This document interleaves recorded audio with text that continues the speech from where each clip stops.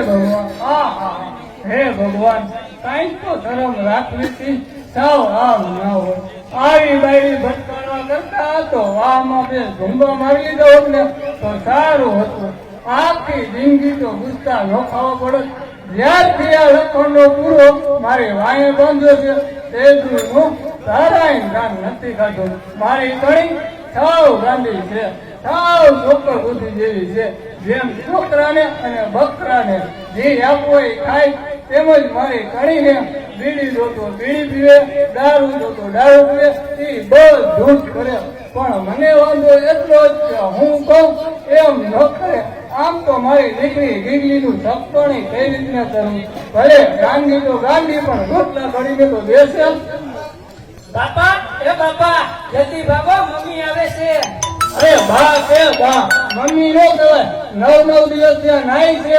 બગલું ગંધાઈ છે એને બા કહેવાય તું પાછી બોલી મમ્મી આવે છે એ હાલો ને બાપા બા આવે છે એ તો કેદુની એવી છે એમાં કઈ નવાઈની વાત છે પણ બાપા એના હાથમાં તો તલવાર છે તલવાર હે ભગવાન તો હમણાં જાવ છે હાલ સંતાઈ જાય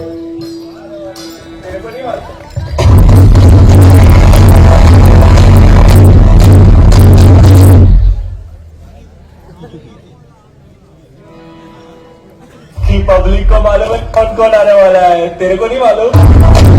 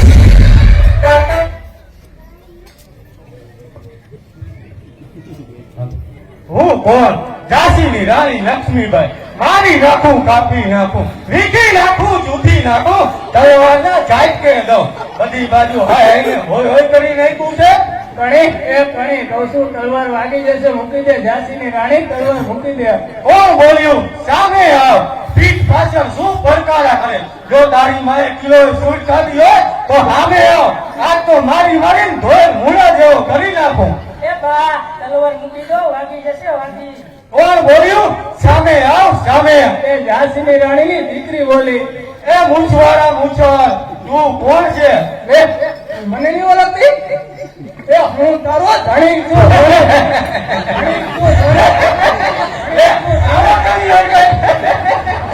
ધણી હોય તો કબા જેવો એને ધણી કહેવાય ધણી આ તો સાવ મીંદડી જેવો છે મીંદડી જેવો આ ગામમાં મહારાણી કોણ તું નહીં અંબાણીને વાત કર તું નહીં તમે કહીને બોલો તલવાર તારીમાં સગી નહીં થાય સમજ્યો તમારાથી મહારાણી લક્ષ્મીબાઈ તમે આ ઢીંગાણું કરીને એવા છો ને એટલે ઢાંકી રહ્યા છો અહીંયા હેઠા બેઓ એટલે તમારા પગ કચરી આપો ને તલવાર ને હેઠી બેકો હલો હા હાલે હવે ભાઈ તારી ગાડી કાપી નાખું કુદી નાખું બોલા ગામનો રાજા કોણ તમે તમારો બંધ આ તો કાપી નાખું માંડ ગામમાં એવી છે બોલ કોઈ દિવસ તારા ઘણી સામું બોલી કોઈ દિવસ નહીં બોલું કોઈ દિવસ નહીં બોલું ભૂલ થઈ ગઈ મારી આ તો અને રાજા ગામના છોકરાએ રાજા રાણીનો ખેલ કાઢ્યો હતો અને હું એમાં ઝાંસીની રાણી બની હતી અને મારા બેટા છોકરા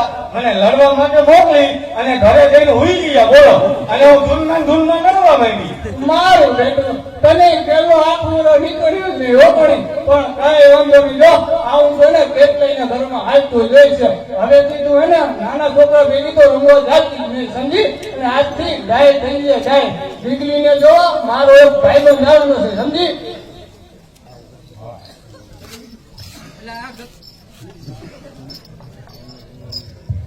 એટલે આ ઘર ચુમીલાલ જનાવાલાનું જ છે કે શું? જો ઘણી મહેમાન આવી ગયા છે જ્યાં સુધી મહેમાન વ્યા ન જાય ને ત્યાં સુધી વધારે પડતી ચૂકે ચા ન કરતી નકા તલવાર સગી નહીં થઈ સમજી જા બેટા કેટલી કમાણ ખોલ આવો આવો પધારો એ રામ રામ ચુમીલાલ. એ રામ રામ કેમ બાબા સૌ તમને મારી તકવાર તો મળી ગઈ હતી ને હા ભાઈ, એટલે તો આવ્યો છું. પણ કેમ બાપા અમે એને હવે થોડોક વિચાર થયો છે આ ગીગલીની માં રે ને એને થોડું ઊંચું ભણતર વાળું ગોતવું છે લે એમાં શું, મારો એ દીકરો 5માં પૂછાય એમ છે. આખી નાકમાં એના જેટલું કોઈ નહીં ભણ્યું હોય એને તો PPM ડિગ્રી કરેલ છે, એટલે કે પ્રાઇમરી પાસ માધ્યમિક ફેલ. લે બાપા આવી તો કઈ ડિગ્રી હોતી હશે એમ લે નો ખબર પડી, એટલે કે બુદ્ધિચંદ બબુચંદ સર્ટી ડિગ્રી કરેલ છે. તો બરાબર મારે એને આ ભૂલ ગોતવું છે. જો આ છે મારી દીકરી દીકરી રૂપનો કટકો આનું કરવાનું છે સગપણ. છોકરી છે તો સંસ્કારી હો, એમાં આપણે ભાઈબંધ બહુ જૂના, એટલે કઈ થોડું પૂછવાનું હોય. હું તો સીધો હાથ પાડી દેવાનો હતો, પણ આ નાકના રિવાજ પ્રમાણે આવવું પડે. પણ તું કે તું મારા દીકરાને જોવા કેદી આવવાનો છું? મને તો તારી દીકરી બહુ ગમે છે હો. એટલે આવડા મોટા ડોહા આયરે દીકરીને પરણાવવાની હે એ ના ના ભાભી, મારા દીકરા આઈને. એ ચા પાણી નથી પીવો હા હા, પીવાના જ હે ને. પેલી વખત તમારા ઘરે આવ્યો છું, એટલે કઈ જયમાં વગર થવા જવાનો છું. તમે ચા બનાવી નાખો, ત્યાં હું ગામમાં આંટો મારી આવું. જો પાણી માંડ આપણી દીકરીનો મેળ પડ્યો છે બરોબર. પણ એને તો ખબર જ છે એના હાલતા ઇન્ટરવ્યુ અને પેરાલિસિસ તો આવે જ છે, એટલે ક્યાંય મેળ પડતો નહોતો. આ બોકડો માંડ હાથમાં આવ્યો છે એટલે વધે જ નાખવાનું છે સમજી. હું 4 દિવસ પછી એને ઈ છોકરો જોવા જવાનો છું. તું ઓલા મારા થાપડાના કપડા તૈયાર રાખજે. તમે છોકરો જોવા જવાનો? મારા હાથ પણ એકાદ છોકરો જોતા આવજો ને. એ ગાંધી આ તો આપણી દીકરી સાથે છોકરો જોવા જવાનું છે. તારા લગ્ન તો મારી અને શેરીના થઈ ગયા છે. સાવ ગાંધી એટલે ગાંધી છે. લે તે મારી દીકરીના લગ્ન છોકરા, તો મારા લગ્ન તમારા જોવા ડોહા આઈને કોને કરાવ્યા? એ તારા ડોહાએ કરાવે છે. હા લાલ ભાગો છે નકરા ગાંધી ક્યાંય ધામ